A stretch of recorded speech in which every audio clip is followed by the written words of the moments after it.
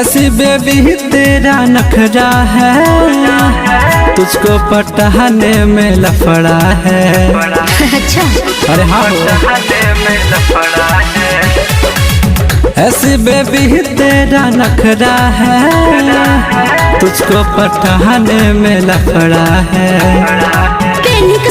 सड़क पर निकले जब हम ये लो, अरे तो का होला रे कहल सलाई का हेलो हेलो सुनो बेबी नंबर ले लो। कहल सलाई का हेलो हेलो सुनो बेबी नंबर ले लो।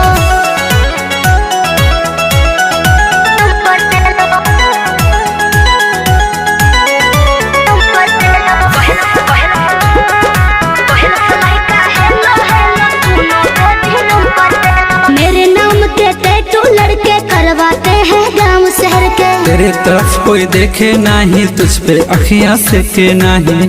अच्छा सुनो, मेरे नाम के टैटू लड़के करवाते हैं गांव शहर के। तेरे तरफ कोई देखे नहीं, तुझ पे अखियां से के नहीं। व्हाट्सएप ट्विटर फेसबुक पे भी करेला सब फॉलो।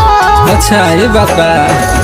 कहल सलाई का हेलो हेलो सुनो बेबी नंबर ले लो। कहल सलाई का हेलो हेलो सुनो बेबी नंबर ले लो।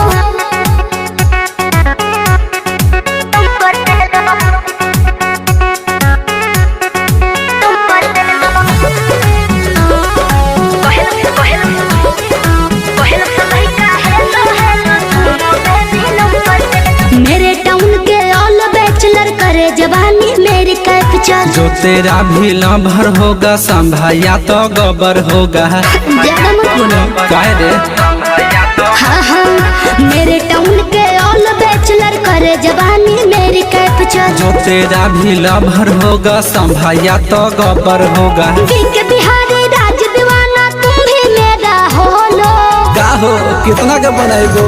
कहल सलाई का हेलो हेलो सुनो बेबी नंबर ले लो। कहल सलाई का हेलो हेलो सुनो बेबी नंबर ले लो।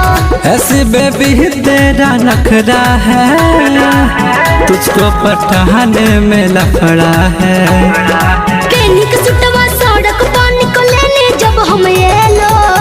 अरे तो का होला रे कहल सलाई का हेलो हेलो सुनो बेबी नंबर ले लो। कहल सलाई का हेलो हेलो सुनो बेबी नंबर ले लो।